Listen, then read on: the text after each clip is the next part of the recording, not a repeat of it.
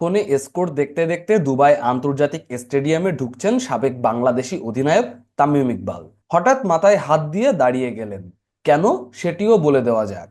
তামিম যখন মোবাইল খুললেন, ততক্ষণে বাংলাদেশের ৩৫ রানে পঞ্চম উইকেটও পড়ে গেছে। সেটা দেখেই তার ওই প্রতিক্রিয়া।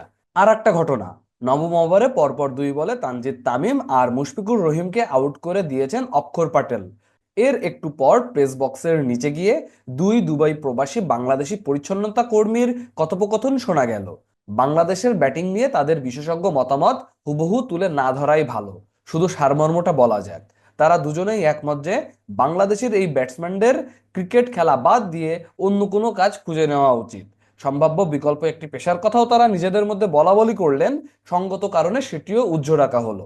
বাংলাদেশ শেষ পর্যন্ত ম্যাচটা হেরেছে 6 উইকেটে।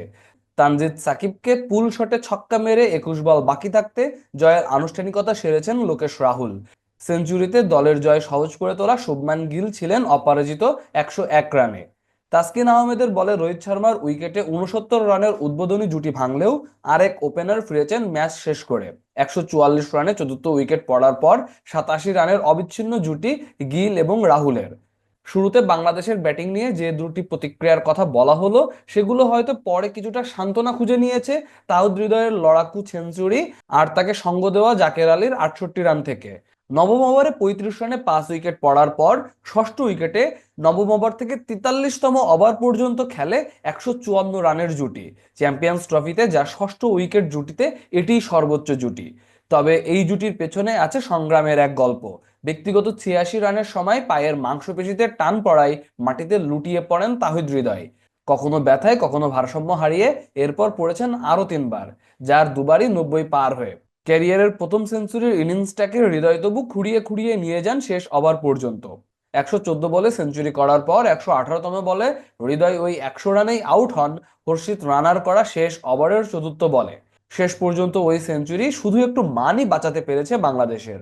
এর আগে ব্যক্তিগত 23 রানে মিড অফে হার্দিক পান্ডিয়ার হাত থেকে একবার ক্যাচ পড়েছে হৃদয়ের।